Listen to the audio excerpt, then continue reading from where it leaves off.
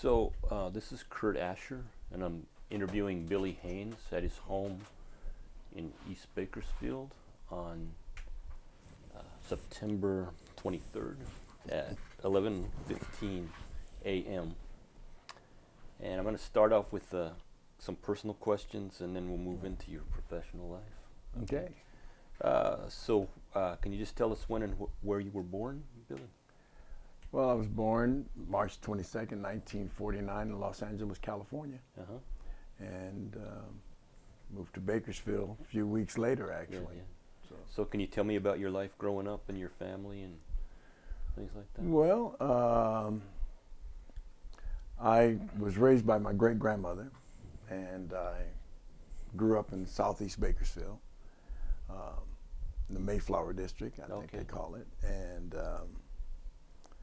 I went to Fremont School and Lincoln Junior High School and BHS, Yeah. so, you know, I did the normal schools. Uh-huh. And that's how, you know, like I said, I grew up with my great-grandparents. And Did they inspire your interest in music somehow? well, my great-grandfather was a guitar player in the church. Oh, okay. Was it a Baptist church? I was, I guess. No. I don't remember. Life is, you know. All right. Heavenly Gate Church of God in Christ Okay. was the name of the Uh-huh. church. Yeah. And obviously I grew up going to church there, and I remember he was in the church band, and one of my memories was that when they would rehearse at the house, I was upset because I couldn't watch my cartoons. Oh. Because they were rehearsing in the living room. I see. So, Yeah. but no, I've been around, you know, my great-grandfather, you know, he played constantly. So and my great-grandmother played piano. Okay. So you kind of a musical household. Eh? It was a lot of music going on in the house. Yeah. And so, did you start off with the guitar, or did you pick up the bass first, or what? Well, I think when you're young, I actually started out trying to play trumpet. Oh, really? In grammar school. Uh-huh. And I wasn't really, because it was a hand-me-down trumpet. And, you know, well, if the other person didn't play it, then you try to play it, that kind of thing. And that wasn't who I, you know. And then I was into drums. So I was in the marching band in junior high school, Lincoln Junior High School marching band, and I really enjoyed drums. So I enjoyed music.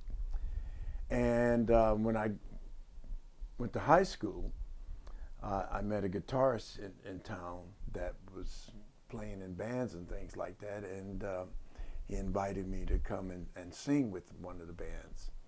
And I guess I liked the attention or whatever it was. What was his name? Luther Davis. Luther Davis? Yeah. And he was in a band here in town? Or? Here locally. Yeah. What was the band? Do you remember? It was called the Mark V. Mark V. And then when they add members to be the Mark VI, and then the Mark VII, and the Mark VIII, you know, it was always the Marks.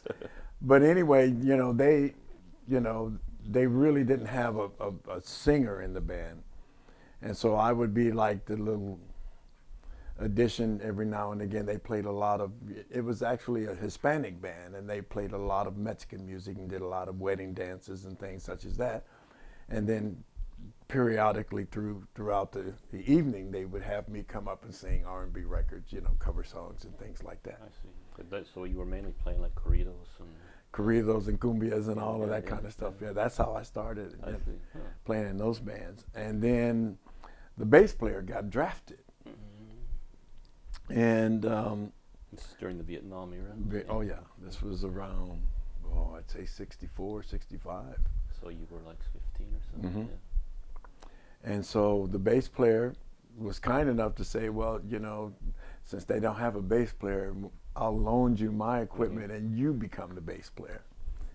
And so that's what happened. I just kind of fell into that. And then I was fortunate enough to meet a gentleman by the name of Johnny Gomez, who was very prolific.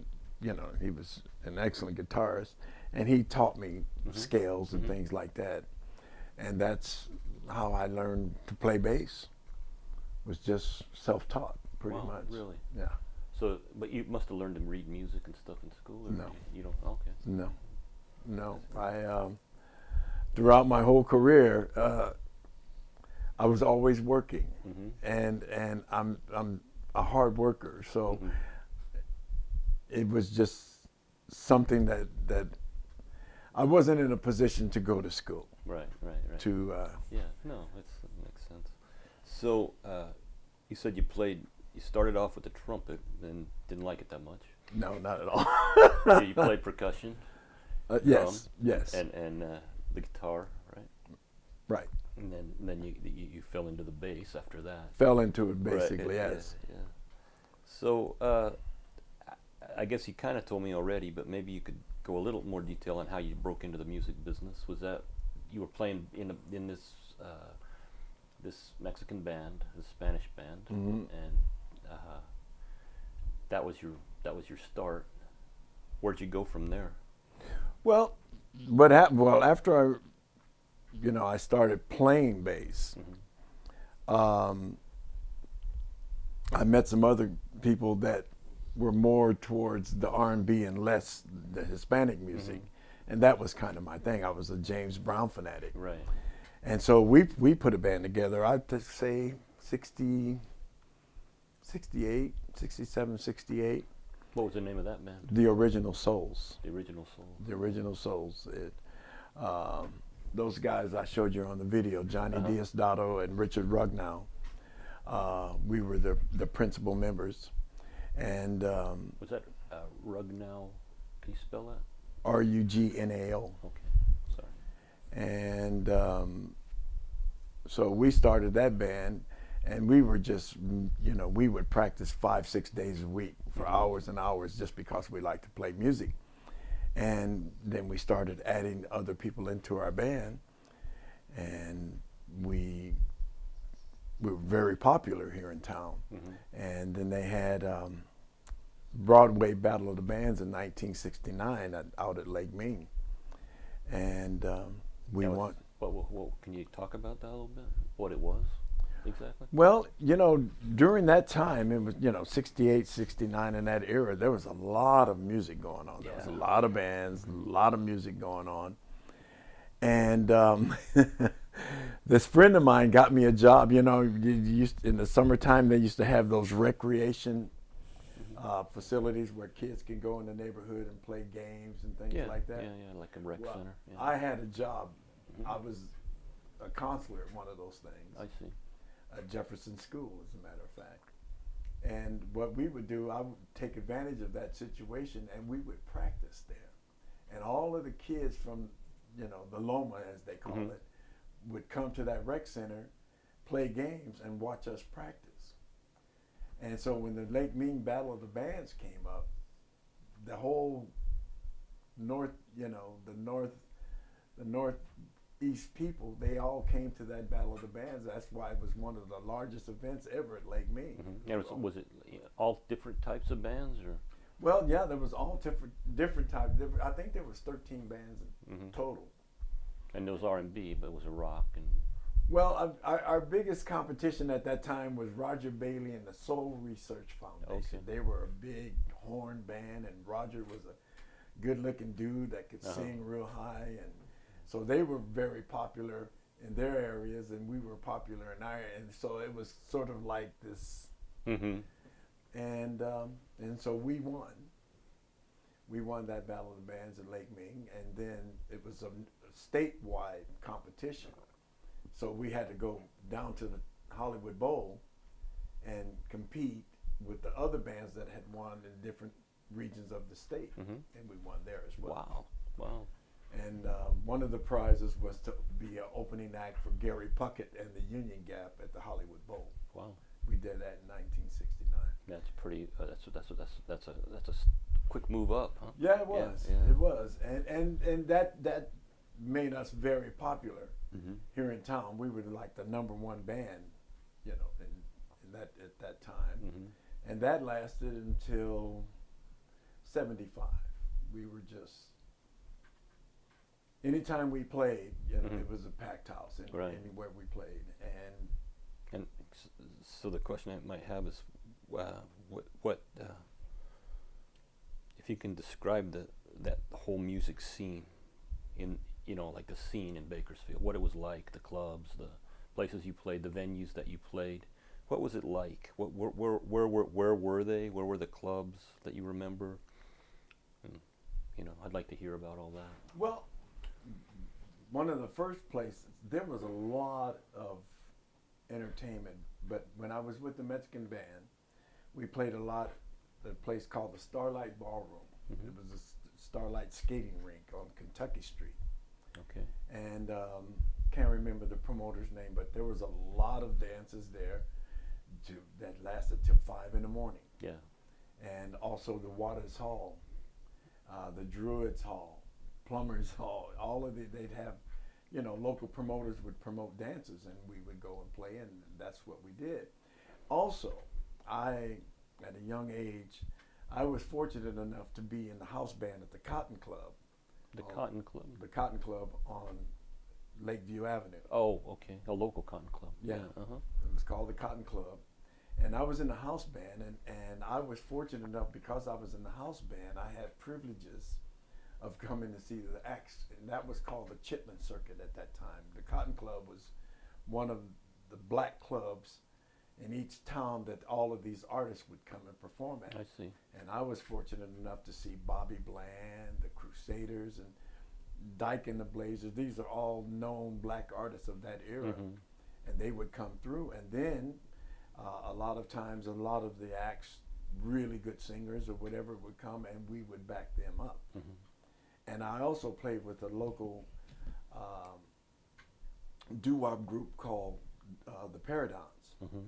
with Charles Strong and Wes Tyler. And they had a hit back in the 50s called Diamonds and Pearls. And Johnny Gomez, the gentleman I had mentioned earlier, was a guitar player, and he brought me into that situation. And we performed Sunday mornings with Don Rodewall on Channel 23. Oh. We would do shows, television shows back then. And also another school was the Elks Club on California and Lakeview. I worked there quite a bit and looked at, the older guys that played there, like Charlie Core and Sylvester Lyons and Billy Molan and all of these guys that, these black artists that were playing in these Mm-hmm. these clubs back then. So there was a pretty big black music It was. scene. Yeah. It was. Yeah. It was. It was just unrecognized, Right. but it was going on, and a lot of them left and became successful in the entertainment field.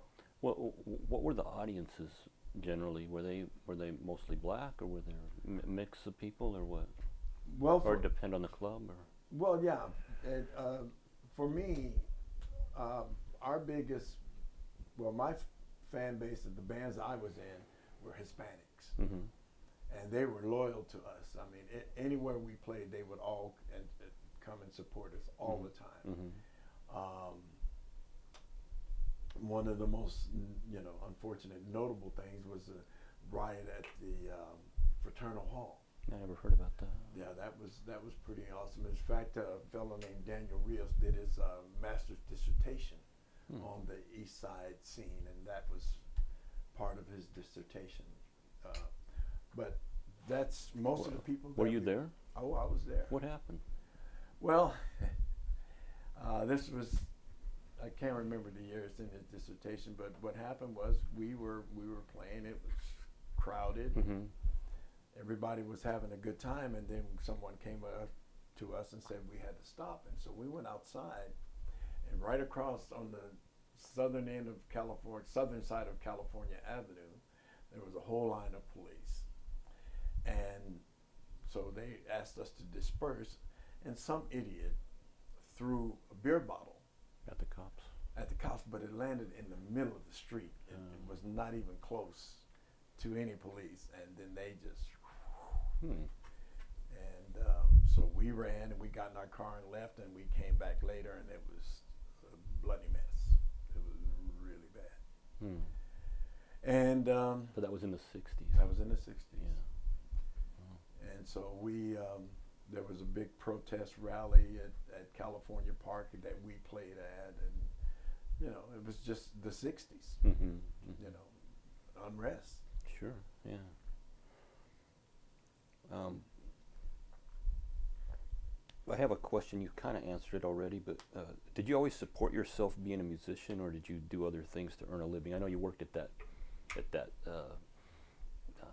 rec center, but did you do other things? Well, for the most part, it was music, but you know, I'm sure you've heard the music business is feast or famine. Right. So, well, when I left Bakersfield, you know, I was the big fish in the little pond, and I moved to Los Angeles, you know, to seek my fame and fortune, and come to find out that I wasn't as good as I thought I was. Oh. So I sold cars. Oh, you sold cars. Car. You know, that's how I made my living if I wasn't playing music, because that's commission, so it's easy to get a job, and you know, I'm a pretty good talker sometimes. Yeah. So I did okay, but every chance I got to get out of doing that, I would. But that's how I supplemented the lean times during the music years with selling cars. I see. Okay. So radio and TV played a big role in the development of music, and you mentioned already that you were on what was the name of the show you were on a regular basis? A TV show here in town. Oh, it was Don Rodewall. That's all I can't remember the name of the show, because I mean that's right. more than probably 50 years ago. So, were there other experiences like that you had here in town? Here in town? With music and radio? Well, we used to be with the Cafe Caravan All Stars, and that's back in the day when Cafe Radio was the #1 pop station here in town. They would throw dances throughout Kern County or wherever their radio would reach, and we would travel to all the different venues with them. I see. And there would be, you know, not just us, but there would be other bands, and that they'd call it the, you know, Cafe Caravan of All Stars. So it was a local bands. Local bands. I see. Right. Great. So I don't want to miss anything. So I'm just going to ask you if you could start outlining your musical career. Just how did it? What was the trajectory for you? Like you started out, you know, when you were 14, right, or so, playing with the Mexican bands, and then you were able to win that event and get the and that was R&B, and you liked playing R&B anyway. Right. And then you went to LA. Right. And you found out you weren't as good as you thought. but what was the next? I mean, what happened after that? All right. Well, when I moved to Los Angeles, I realized I wasn't as good as I was. I practiced a lot. My wife would tell you, she was there. And so I played around locally with different people. And there was a friend of mine who was from Delano, who moved. He was a bass player as well. And he auditioned for Tina Turner. And this was in 76. And he had, I think, 2 or 3 small children. So he decided that he wasn't going to do it because it was going to be pretty extensive traveling. So he called me and asked me if I wanted to audition for Tina Turner. And I said, sure. Yeah. He told me, you know, how he got the job and, you know, what he did. So I practiced and got the audition and went to the audition and I got the job. Wow. And that was in 76. Actually, to be honest with you, that was 8 months after I moved to Los Angeles. Wow, that's amazing. She was she still with Ike Turner then? This was right at the breakup. Okay. So I mean, it was ugly. Did you see any of that? Oh yeah. What? Well, first of all, when she was trying to put her band together, well, she hired me, but I didn't have a bass amp to fit that level of musicianship. So her son, Ronnie, sold me his bass amp, which was a 360, acoustic 360, which was the top of the line. And when Ike found out that his son had sold it to me, he made him take it back. Oh, really? Yeah. Yeah. So that was one thing. And then our first tour, our first ever tour was in Vancouver, Canada. So we were at the airport, and you know, back then at LAX, you could just pretty much drive your car to the gate. Right. You know, it was Yeah. that Yeah, it was close. real But open. we were standing in line, and a white Rolls pulled up, and it was Ike with a bodyguard. Tina had a bodyguard, and I was standing here, Tina's bodyguard there, and Tina was after that, Mhm. and so I was right there. Mhm.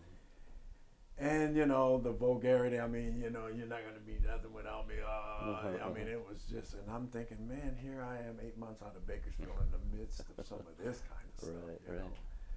But, and you look at Tina's bodyguard, and I saw fear on his face, because Ike's bodyguard was ready. Yeah.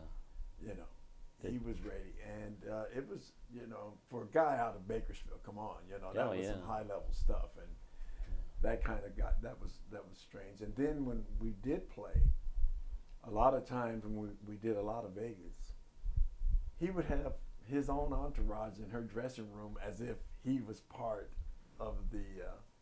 He wouldn't let her be. Huh? He just No. kept at it. Kept at it for a while. But But he didn't have any kind of solo career compared to her, did he? No, not at all. Not at all. Yeah. Yeah, I really liked Tina Turner. Enjoyed listening to her music a lot when I was younger. And you also worked with Lou Rawls? Right. So during that era, yeah, I worked with Tina for 4 years, and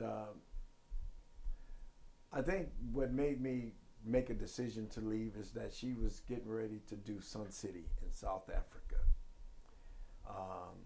and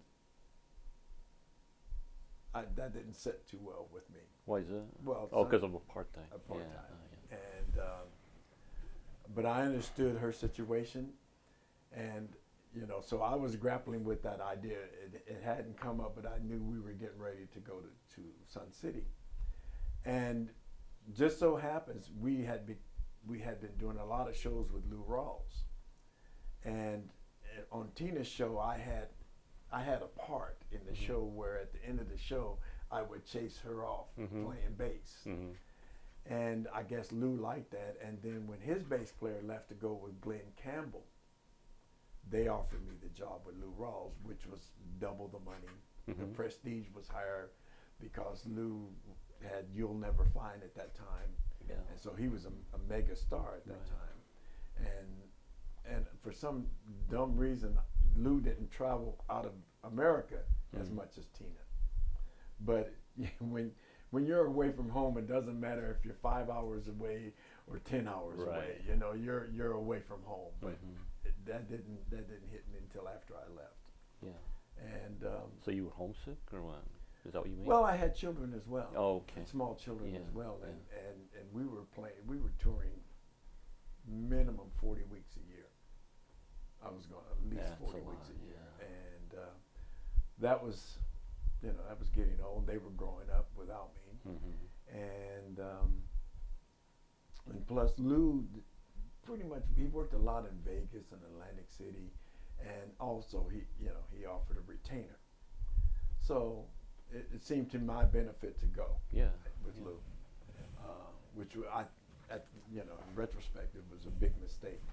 Not because of her fame, but in Tina's band, it was a family. You know, we were all there. You know, to make Tina, be what she turned out to be. Right. Yeah. And we were part of that. So. Yeah. Well, Lou Rawls was a big star too, right? I mean, he was he was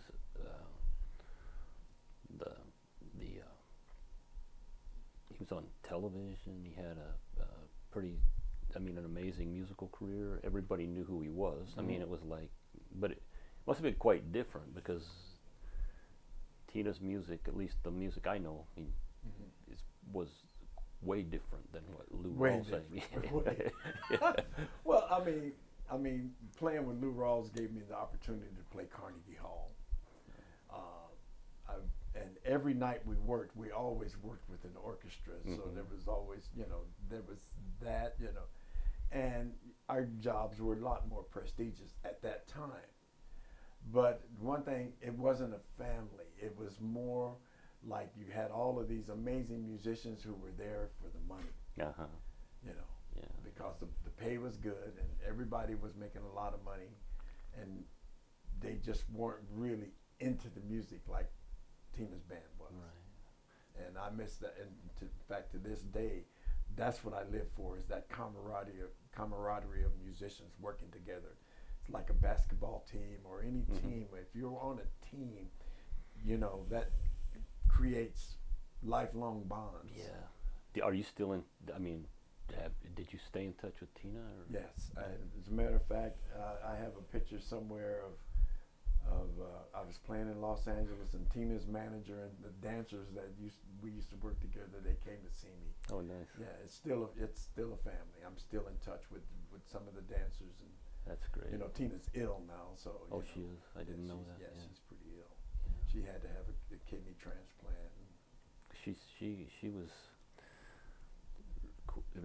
Well, and as she aged, she stayed really top of the game for a long time. Oh yeah. Oh yeah. And after Lou, after I left Lou's band. And you left because you wanted to, or? No. Actually, what happened? See, we were on retainer, and Lou went to go do a Broadway play, and he was going to be wasn't going to be touring for 4 months. So he fired the band. He fired everybody. So he wouldn't have to pay the retainer. Then after he did the Broadway stint, he hired other people, hired the band to come back. But I had moved on. So I can see what you mean by the mute family thing, because he could fire everybody and hire a different band, and it didn't really, it wasn't the same. Right. Interesting. So you started a little bit talking about this, but Carnegie Hall, different. Can you name some of the other venues that you played outside of Bakersfield that I would know of? Oh, big ones like. Well, Carnegie Hall. They can't get much bigger than that, but the Greek Theater. All the Hollywood Bowl. Just whatever venue. I don't know. And so you had those huge venues. How is there a difference in like the preparation and the work that you put into a concert when it's like you're in a club and you're playing for a small group of people, and then you're at the Hollywood Bowl and you're playing for tens of thousands?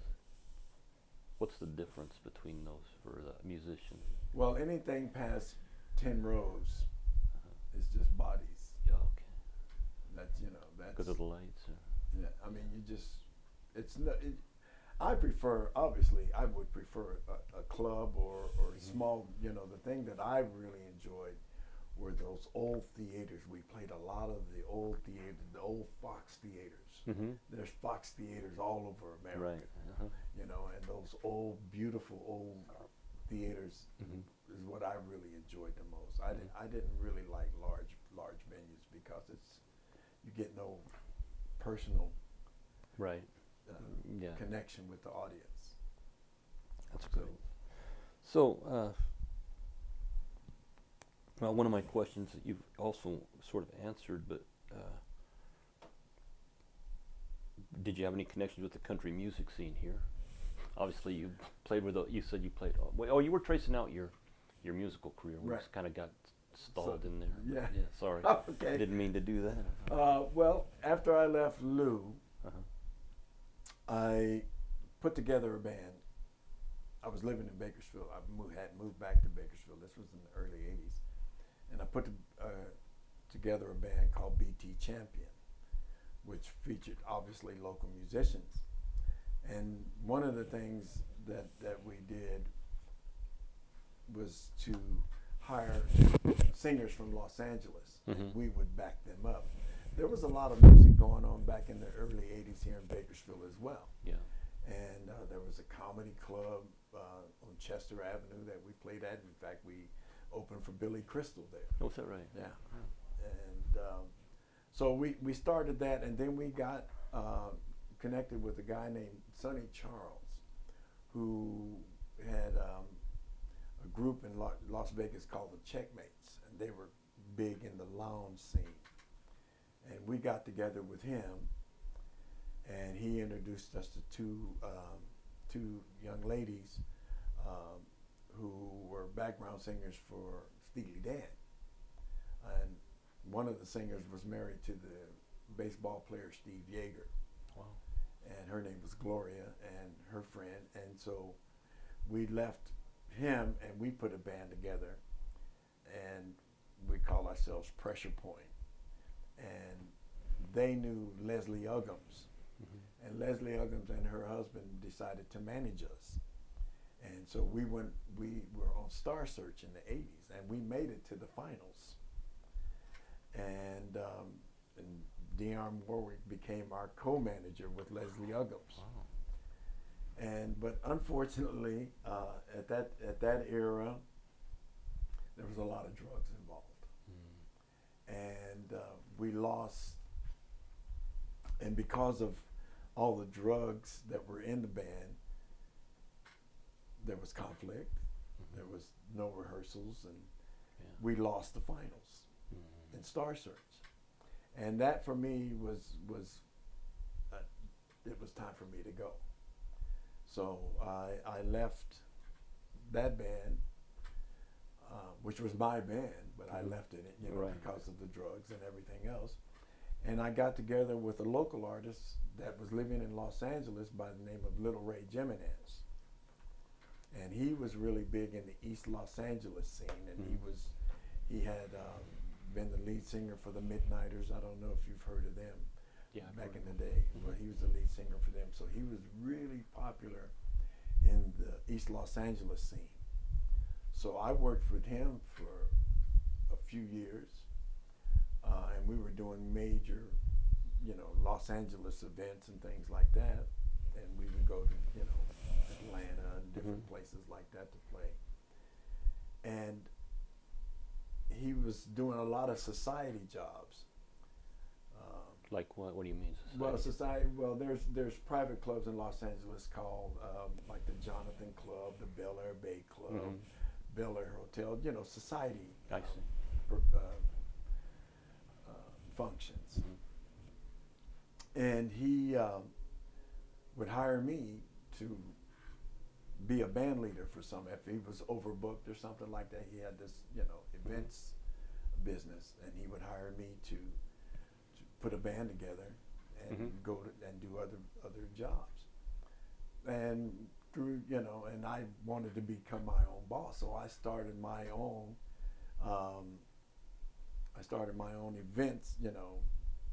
Events. Can't even think of it. Maybe I need a drink of water.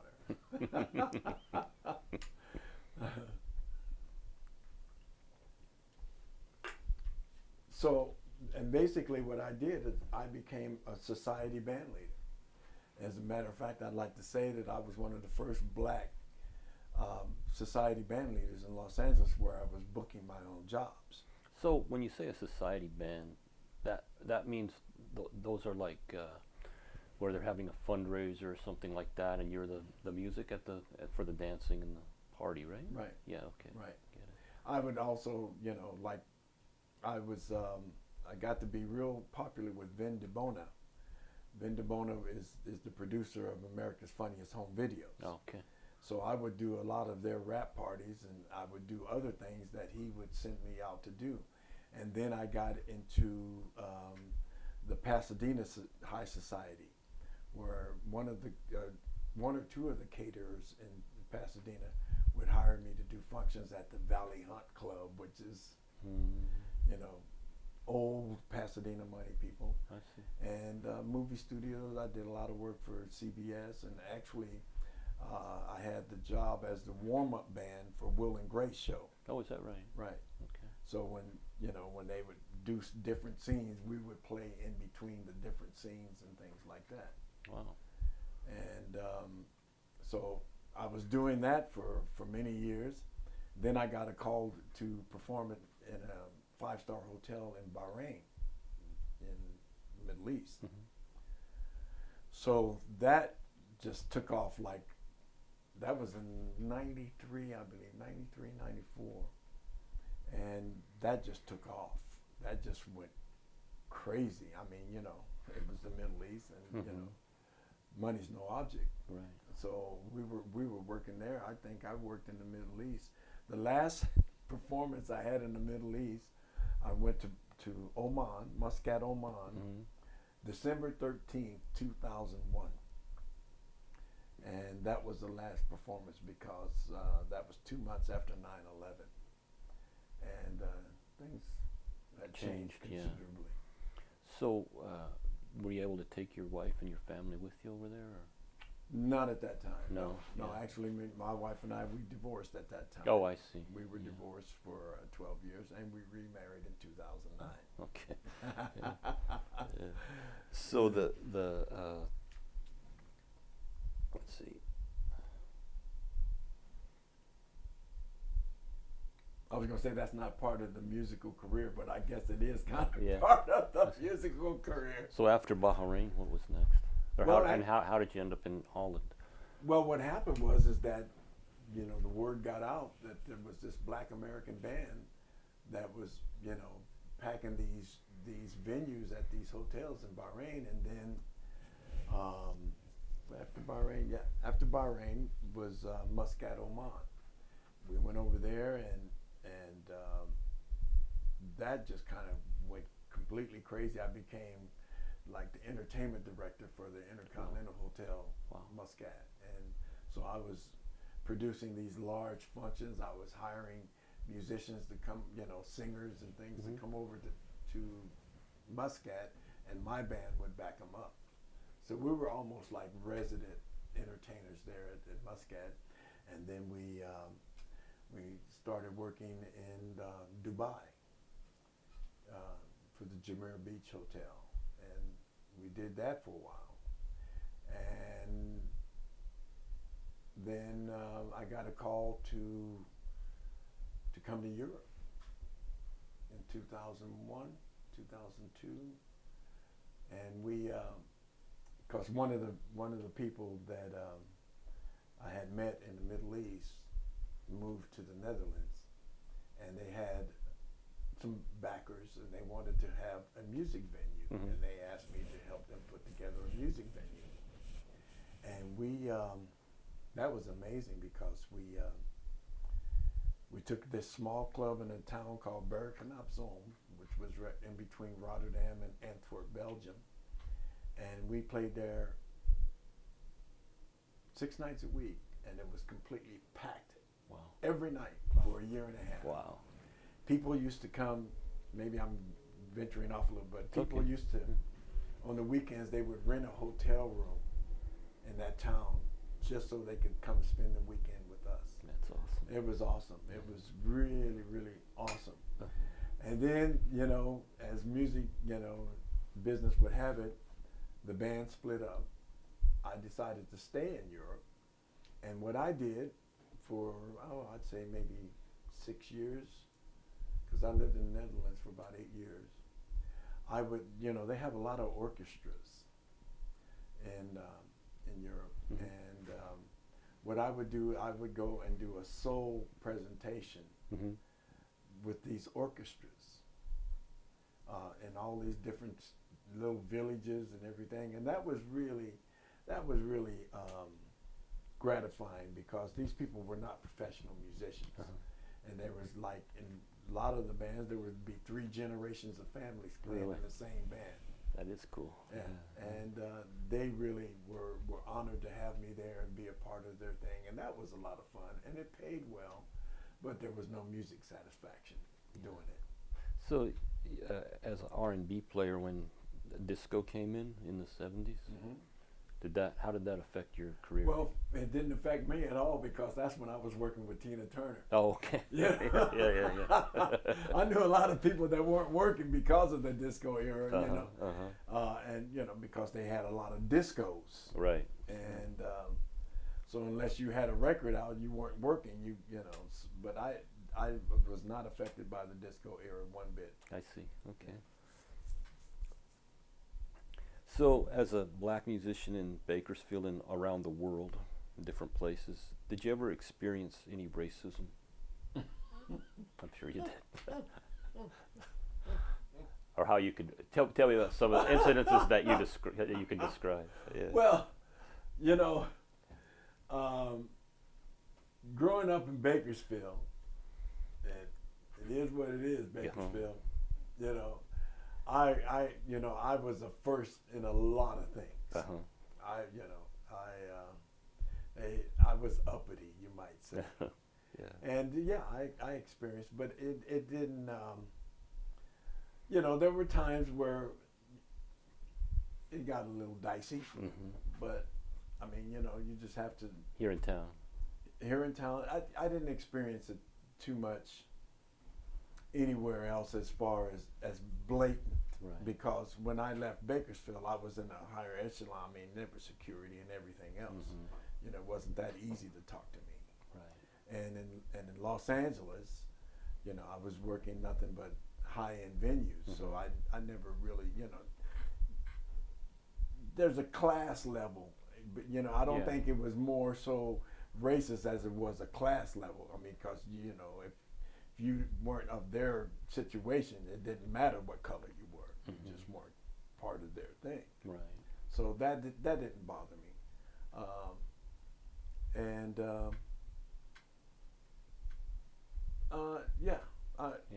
I mean, it's just part of being black. You know, you just can't let small things get in your way.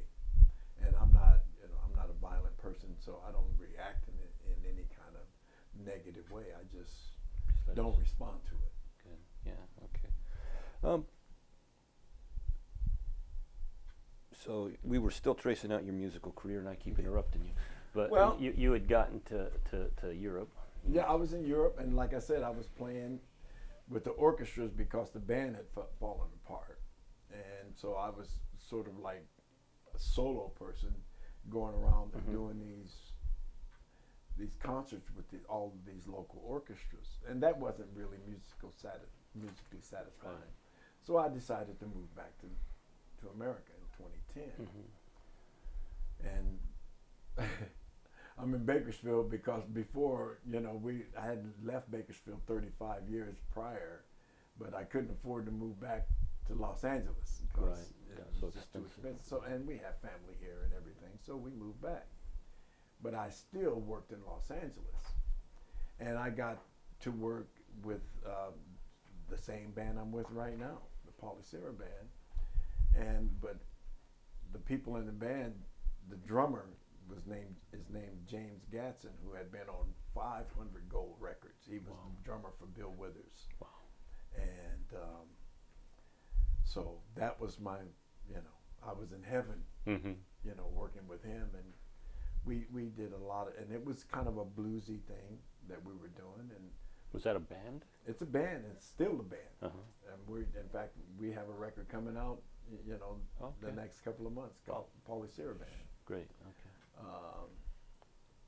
And it has, you know, just, well, you know, veteran musicians like myself in it. So it's a really good band. So that's what I did when I came back. And then I got together with this guy named Swamp Dog, who had, but he had written a lot of hit records for other people. And we did an R&B festival in Washington, D.C. on the National Mall. And it included some of the Stax people, I mean, just all R&B veterans. And it included the Funk Brothers, which were the band that backed up all of the Motown singers. This, right here.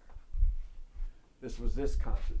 This is actually, that's me, but that's Kim Weston. She was to the camera too. She was she was one of the singers with Marvin Gaye. Okay. And she had a few hits herself. And Eddie Willis and these other musicians were some of the backing musicians for all of those hit records for Stevie Wonder, Marvin Gaye, well, the Motown. Right, sure. And so I had an opportunity to play with them for 8 concerts because unfortunately the bass player, Bob Babbitt, had brain cancer. No. And he was at this concert and he wasn't able to play. So they asked me to finish the last 8 concerts with them, which was an honor for me to be a part of that. Yeah. And so I did 8 concerts with the Funk Brothers. And then 2 weeks later, I got a call from Monty Byram to back him up with the Buckaroos at the Crystal Palace. And So then Monty, he doesn't really play country, does he? He plays more of a pop rock. Pop rock thing. Yeah. Uh-huh. Yeah. But when he was doing the Buckaroo, it was Monty Byram and the Buckaroos. Uh-huh. So he was the lead singer for the Mhm. Buckaroos doing their thing, and so he sang more country stuff, and he did a lot of Buck tunes. Mm-hmm. And so he asked me to join that, and as time went on, Jim Shaw and I got to be really good friends, and so we started my album project together, and he's a songwriter. He's written songs for Garth Brooks and different people, so it was an honor to Oh yeah. to become friends with him, and we've been close friends ever since. And like I said, this album is a co-production with Jim. That's amazing. So So that's about 50 years of my life right there. We just talked. So,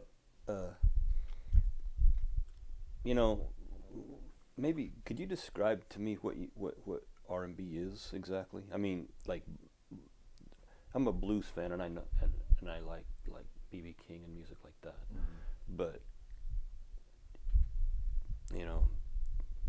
that it's kind of blues kind of underlays all music in the country. Really, and then there's jazz and there's gospel and all those things. It always seems to me that R&B kind of put those things together and made a sound. Would you say that's right or no? Well, I would say without a doubt that all of the black music that you hear in America is gospel based, every bit of it. Mm-hmm. And so you take blues. All of those people are singing what the slaves used to sing. I mean, a lot of people, when you talk about blues, you think about Lightning Hopkins Mm-hmm. and Muddy Waters and Mm-hmm. all of those people. And what they're singing about is basically what it's like to be black in America. It's an extremely oppressive life Mm-hmm. that you live. Mm-hmm. And what they're singing about is the heartache of that. Because there was a documentary I was watching on Lightning Hopkins, and he was down in Mississippi. Mm-hmm. And you can see the oppression and how they live. And you can see that their escape is alcohol Mm-hmm. and music. Mm-hmm. That's how they escape that. And then when you combine that with their lifestyle, everybody is just trying to survive. And if they have a woman and they're just the woman is just trying to make her life, and if she has to be with another man Mm-hmm. to make some extra money, and he finds out that she's with another man, that hurts him, and he drinks about it, and Mm-hmm. that's the blues, man. Mm-hmm. You have to live that life. Right. There's so many people that think that they can play the blues, and because of it's 3 chords, and they Right. and they sing "My woman left me, and now I'm now I'm down and out." But if you've never felt that, you can't make that. You can't make other people feel that. Real blues people can make you feel the pain Mm-hmm. that they feel in their Mm-hmm. hearts, Mm-hmm. because they lived it. Right. You know what I mean? And so R&B is basically the same thing, but I think R&B is just I don't know how to describe it. The best way I can describe it is that it makes you feel good. You know, I'd like to get my bass. Oh, here's Okay. one. All Here's right. one. Here's one right here.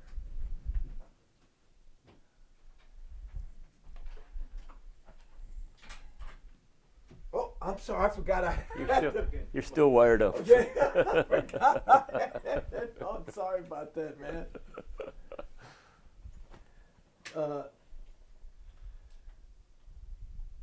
See, a blues is, you can feel.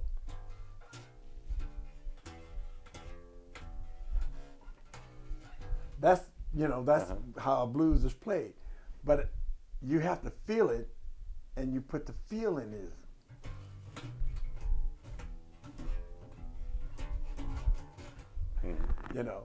That's putting the emotion into it, and that's what R&B is. It makes you feel, because you can go, but you go.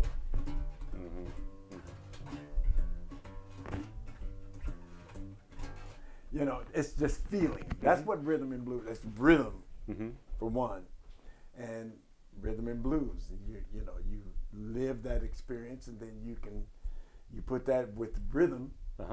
That's rhythm and blues. Okay. Yeah. That's the way I interpret it. Just determined early. Yeah. Okay. All right. Well, good. All right.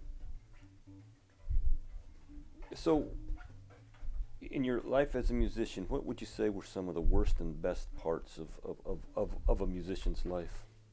You mentioned being away from your family and things like that, but what are some other good and negative and positive points of the life of a musician?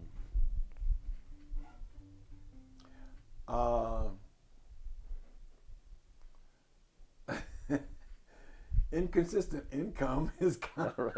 of a negative. Right. Yeah. For some. Right. But there's a lot more positive. I think it was when I was talking to some of your staff members. I think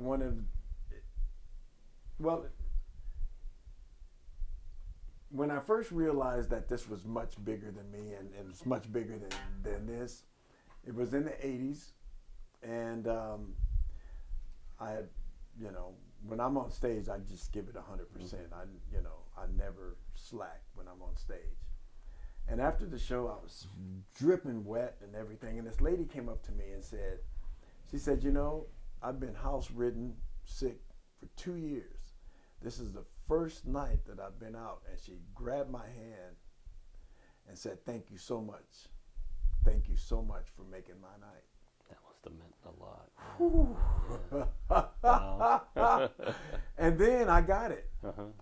From that point on, my career changed. It really changed. And I would say, and someone asked me, and one of the highlights of my career was playing at a Cambodian orphanage. Wow, really? Yeah. So you've been to Cambodia? Yeah, I was the entertainment director for the Hotel Cambodiana. Oh, when was that? That was in 2000. Nancy. Thank you. Was that no? That was so. That was after Europe. After Europe. Yeah, I was just getting ready to leave Europe when I see. My wife was real happy that didn't. I was actually, I got a call from one of the people that I met in the Middle East, who was a general manager of the Hotel Cambodiana, and he asked me to come over to be the musical director for that hotel. So I went over and I met his boss, who was a Cambodian billionaire. They owned the mobile company and the banks, and so I was supposed to start an entertainment complex along with his television show, along with his hotel. And so being at that level, Ricky Martin canceled on the orphanage.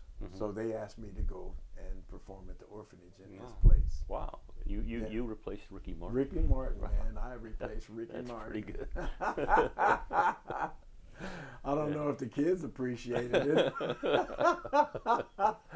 Well, but I did my best. right. I did, but great. that was a highlight. That was really a highlight, just to see them smiling and just to be a part of a positive Right. aspect of Oh, their that's life. fantastic. Yeah, That's really really is. something. Are there some musicians you can think of that you've helped with their careers? Well, I know there was. I mean, when you say help, Got started, moved forward, that kind of thing. I mean, you've kind of brought a lot of groups together, being director of entertainment and things like that. But I've had, I actually, I don't know if you've heard of an artist named Kev Mo. haven't. Yeah, he's 3-time Grammy winner. He called me once and said thank you. I mean, I've had different, Dave Wolfkeeler even said thank you. I was playing in D.C. at one time, and Dave was living there at one point, and he came to see me. I think I was playing Reagan's inaugural ball. Really? Yeah, I played his ball. Is that right? Yeah. You played Reagan's inaugural ball? Yeah. Wow. First one. I'd like to hear about that too. Yeah. That was with Lou Rawls. Oh, with Lou Rawls. Yeah. Yeah. And I would say I can't think of anybody, other than those people that I mentioned. Mm-hmm. But I've been a positive influence on a lot of people. I bet you have. Yeah. I have. And I guess you've mentioned at the very beginning, I think you've kind of covered this already, but I'll ask you anyway if you can add anything to it. Mm-hmm. Who are some of the musicians that have kind of helped you with your career? Oh man. I mean, there's a lot of them. So yeah. Well, there's one guy in particular, and his name is Clarence McDonald. He was one of the. He was with the Motown scene, and Clarence there's just so many. Bruce Conte from Tower of Power, and actually a lot of local, like Johnny Gomez. I really thanked him because, well, it was kind of, I guess, we helped each other. He had valley fever and really couldn't go anywhere, so I didn't do so well in school, so I had a lot of free time. So I would go over to his house and I guess keep him company, and he taught me guitar, and that helped quite a bit. And then all of the Elks Club musicians that were around back in those days that helped me out. But I would say one of the biggest influences on me as being a professional musician was Tina. Oh, yeah. I mean, I don't know if you've seen that photo of me, and I think I gave it to you guys to put in the exhibition of me and her together on stage. Oh yeah. And we're just kind of like up against each other, and the vibe that we used to have. She was almost like a mother to me, because I was really green. Like I said, I was 8 months out of Bakersfield. I was really green, Right. and I think she knew that, and she really, kind of treated me like a son. And That's great. she one time she fired me, and she told me that I could get back in the band if I would have let everybody in the band tell me what they didn't like about me. She did that, and I appreciated that from her.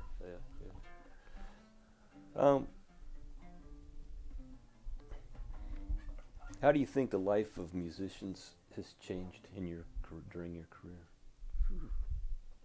Well, there's certainly nowhere near the venues for live performances that when I was coming up. I mean, Union Avenue was full of venues to play, and even in the disco era, if you if you could play, you could work. today, I feel sorry for the musicians down in Los Angeles now. Mm-hmm. You know, you can get a studio for $1,800 a month, and you know they're still paying. A lot of these places pay. You have to pay to play there, Mm-hmm. or you make $50, $75. You know, I mean, how can you make a living like that? I mean, it's changed. Right. I just don't know how they do it. And then obviously the record business has changed in your life by a long shot, right? Well, I like that much better. Yeah. You know, because I mean, I remember back in the day, you know, people say, well, what would the record company, how would they like it? You know, you were put into a mold. You couldn't, you know, you just couldn't be yourself. You had to be what you thought the record companies would buy. Mm-hmm. You know, and that wasn't, you know, and then they treated you with such disrespect. And, you know, they would just take everything. Mm-hmm. You know, even if you had the talent. I mean, there are so many groups that thought that they were successful making records and, you know, selling out concerts and everything, and they were broke. Mm. You know, Mm-hmm. I mean, it was a real sham. I'm glad that it's the way it is now. That's you know, great. I mean, I have my own studio right here. My studio is, you know, I can't do live drums and things here, but if I want to redo my vocal or redo my bass part or have a guitar player come over here or whatever, or singers, Mm-hmm. you know, I've done background vocals with singers right here in this room. Is that right? Yeah. Yeah. And the technology is such, you know, you can't tell whether I did it in this room or in a $500 an hour studio down in Hollywood. Yeah. Yeah. You know, so. Right. And the live radio things and live TV that they used to have, that's gone too, isn't it? Yeah. Pretty much. Yeah. Pretty much, yeah. So. And you know, Jim, you know, he tells me that, you know, the radio stations now, you can't just go into a radio station and say, here, you know, Mm-hmm. play my record. You know, all of that's done through corporate. Everything is corporate now. Mm-hmm. You know, and right now, for any successful musician, well, like, take a good friend of this band that I play with is Joe Bonamassa, Mm-hmm. who is very successful. He's a blues player. Right? Yeah. Yeah. But he did it all through grassroots. He has his own company. He does all of his own merchandise, all of his own recording, and we're following that. We're following that, and that's what we do because people love us. Mm-hmm. So why do we need a record? All we need is the exposure. And what Joe did, he went to every club all around the United States of America. And you know, obviously he had someone to help subsidize this. And so do we, actually. Yeah. And that's how you build your fan base. And your fan base will be loyal to you. And they will buy your CDs, they will buy your T-shirts, they will come to your concerts. And if you are in control of everything, then you don't have the record companies taking 90% of everything. That's great. Yeah. Yeah. So. Okay.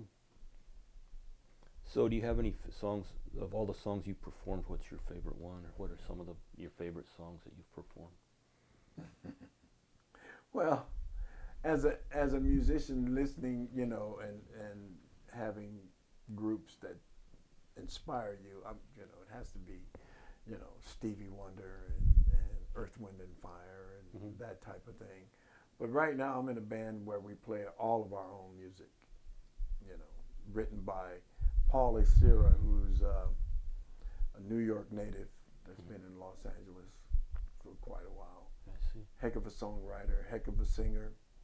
And I call this right now, at this stage in my life, I call this my fourth quarter career. And basically I'm his bass player and his mentor. And I'm there to help him. Well, it's a band, so we're, you know, but he is the focal point of what we're doing right now. Plus I have my own record, which I will augment with what we're doing on this situation. I see. And let's see.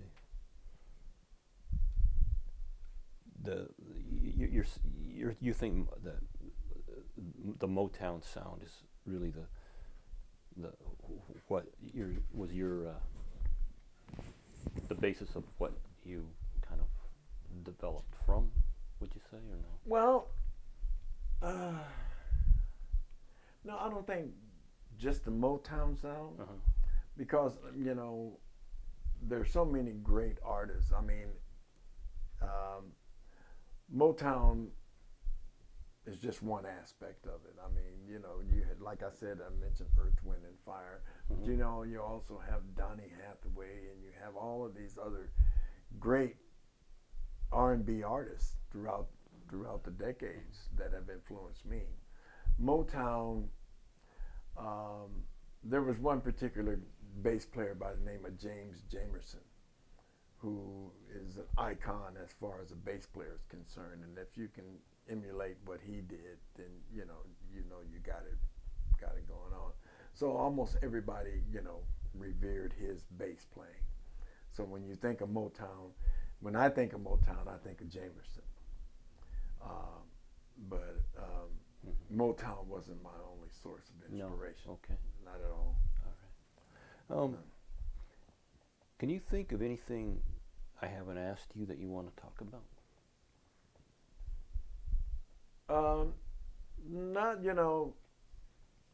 I think it's great that the school, for one, is putting emphasis on the music of Bakersfield other than the country scene. Yeah. I think that's what I told Donato the last time, is that I think it's really great that somebody is looking, don't get me wrong, I mean, I admire and respect Buck and Merle for what they did, for Bakersfield and everything. But coming up, in the 60s and everything, I knew there was a lot of great musicians here, that none of that has been ever talked, it's never been talked about.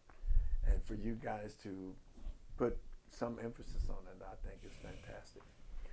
Okay. Well, thanks. I appreciate that. Final question. Are there some people you'd recommend me to talk to on this project that are still around? Well, I think Johnny Gomez would be one that you should talk to. And unfortunately, some of the other guys, they're no longer with us. Yeah. I know he's one of the original musicians that I met back in the early 60s that was part of that scene down on Cottonwood and in that area. And it was an amazing music scene. It really was, And yeah, it makes me wish I could have been there to see it. It was great.